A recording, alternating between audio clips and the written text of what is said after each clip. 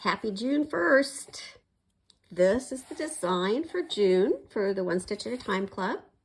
And I thought it was appropriate, getting ready to plant. And I was actually yesterday, it was so beautiful here. I was outside weeding for hours. And so I apologize for my hands. They don't look very good. But so for this first one, I decided to stitch it on the linen, which I'm kind of into right now, and colored it with the Prismacolor pencils.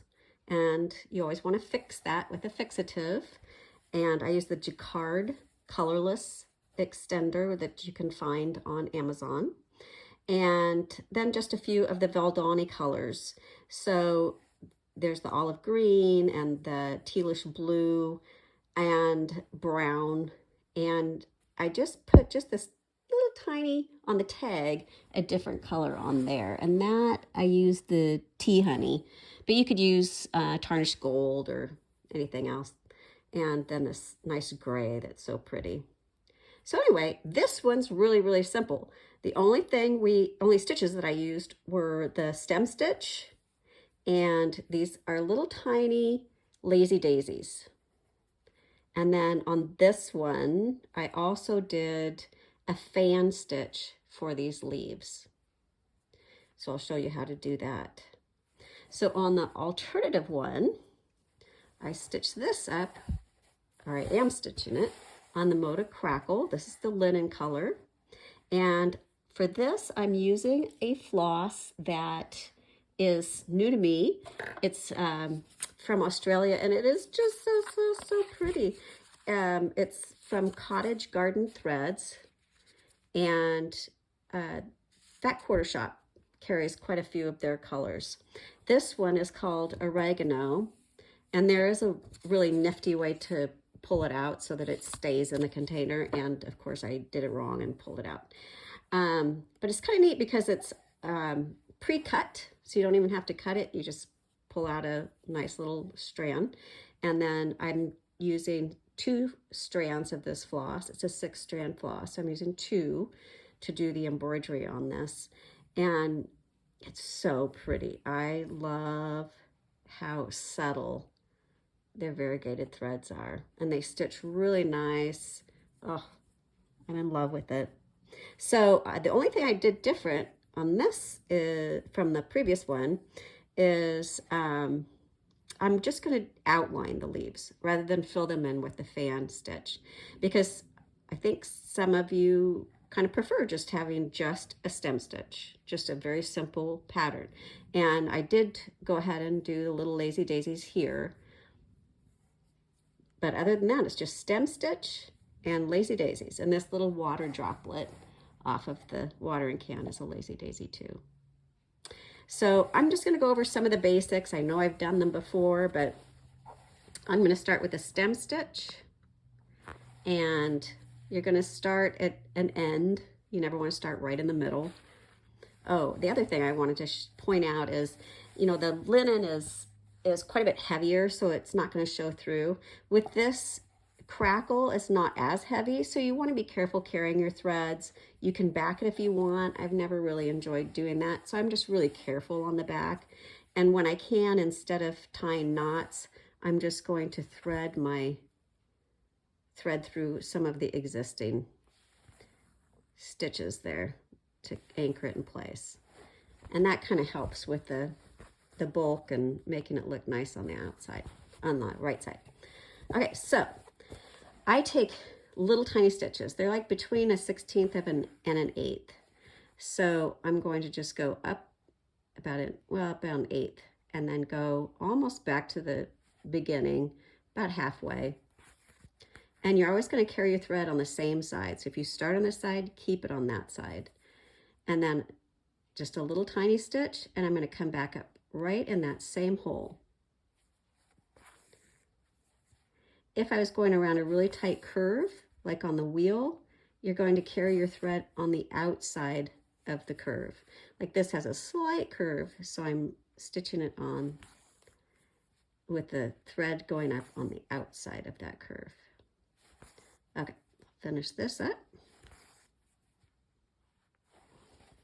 Okay, so to do a lazy daisy,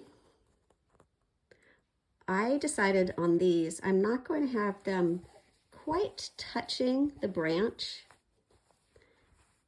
So you can see there's just a tiny bit of space between. I don't know, it made it look almost like they were fluttery a little bit more than if they were anchored on there. So these are tiny, these are like 1/8 of an inch. So you bring your thread up and then you're gonna put your needle down right in that same hole and then bring your needle up about 1/8 of an inch with the thread going under the needle. Pull it away and then you just anchor it on the other side of the loop. And then you have a little lazy daisy. Now on these little tiny stitches, these are so small, they're just an individual little stitch, just like that. And then I'll do another lazy daisy here. So you're going to put your thread in the same hole, come back up about 1/8 of an inch, thread goes under the needle and anchor it in place.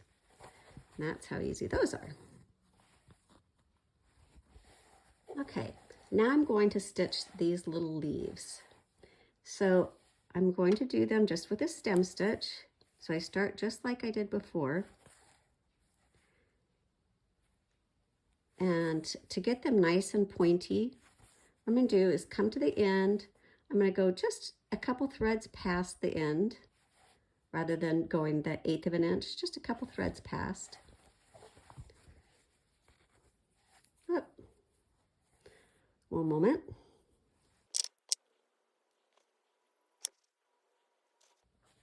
And then I turn the corner, so I'm coming the other way. I'm going to go down about 1/8 of an inch, well, 1/16 eighth, and come up halfway in between. So what it does is it leaves that little tiny point. And I like that for forming leaves, to just get a really nice, sharp little point at the end. Like that. Okay, I'll finish these up. Okay, to do a fan stitch, you're going to start at the tip of the leaf and come down at the base. And then you're going to bring your needle up near the tip, but right on the drawn line. So you're going to go on one side of where it came up and a little bit down. Now we're going to bring it down in that same hole and come up on the other side of that center. Just like that. And then all you have to do is just go back and forth and just pull your thread up along the drawn line of the leaf. So like that, and you just keep going until it gets filled in to your liking. A little bit more, maybe one more stitch on each side, like that. So very quick way to fill in a leaf, and easy too, much easier I think than a satin stitch. So that's how you do the fan stitch. Now the only other thing I wanted to point out, and it's, you know, one of those things that only I would probably notice, but where this shovel meets this pot that it's leaning on, since these are two different color threads that I was using, I went ahead and stitched that with that terracotta color and then the green of the shovel. But on this one, since I just used one color of thread, I just did the shovel and I didn't want to double up with another green there. So, but like I said, probably no one would even notice that. So just one of those little tiny things that I think of. And then the eye too, I wanted to point out, is just one single tiny little stitch. It is not a French knot. Oh, there's a French knot in here. I completely forgot. There's a little tiny French knot right there in the bucket. Right there. So just 2 wraps around if you're using the 2 strands of thread. And with this Valdani that's a little chunkier, I just used 1 wrap around.